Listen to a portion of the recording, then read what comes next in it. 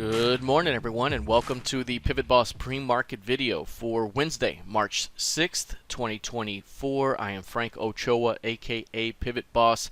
Happy hump day, everyone. Here's a look at the daily time frame of the ES. A little bit of a bounce back here heading into the RTH Open.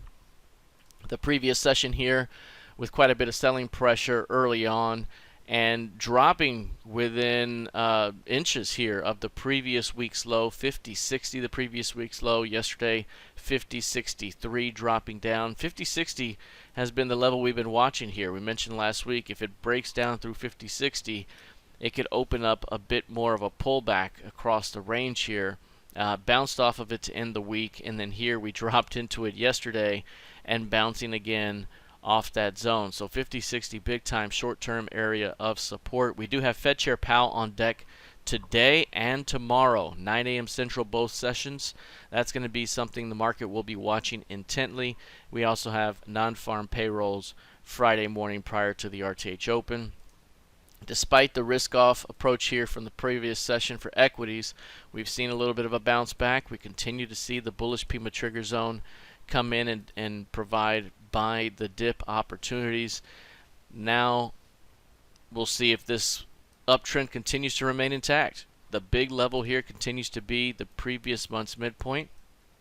We could drop as deep as that and still see a buying opportunity for bulls. A failure there and you start to really open up the previous month's low up ahead. So that's still the big time level to watch for a break of this uptrending market right now.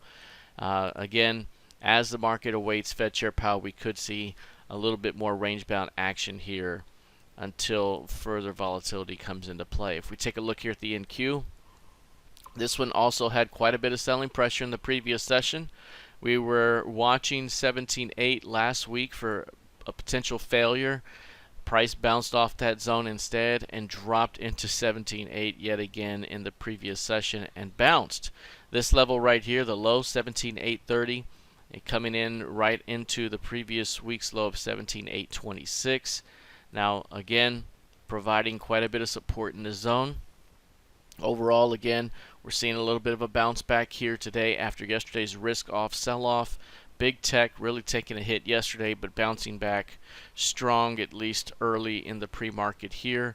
Now on this pullback, it's going to be interesting to see how does price respond. On this pullback, do we begin to see some selling pressure here of kind of a sell the morning strength for afternoon weakness? Are we going to see afternoon weakness? The 18,120 zone is going to be very important right in here. That's going to be the key range high.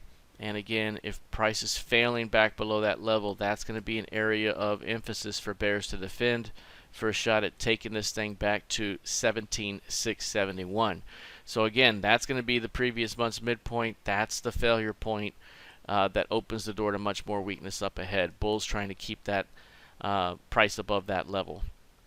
Now taking a look here at crude oil, this one right now up 1% here. The previous session really couldn't get going here, dropped back into that prior narrow range that we had been watching here. We got the attempted breakout, the failure back into it the previous session with early strength leading to selling pressure here the rest of the session, and right now a little bit of a bounce back inside day right now. Still trending up overall. You can see a rising 8-period average, a rising 21 here. That's a bullish Pima trigger zone that's in development right now, and so far bulls defending every attempt into that zone. So again, the market's staying at or around the 79.80 zone here, but just cannot get through it for a breakout. Really being held down right now and still very much range bound. After all this range bound action, at some point the expectation will be for a breakout from this range and a continuation up. The large rounded bottom, it continues to be in development. After last week's strength, this is an early week pullback, and so far bulls defending off the lows as of right now. And again, still stuck in the range as of right now, with a modest upward bias. We take a look at gold. Gold here with a huge move the previous 3 sessions. Thought it was almost a gimme that we'd take out new all-time highs. It came just shy of the 52.30, getting as high as 50.5. We did get a new all-time closing high right at the 21.30s. And again, this market continues to remain very, very bullish. We got that big time breakout from this narrow range, but also from the wider range that has begun, that had begun throughout the beginning of the year. This upside break right here is going to be very interesting to see.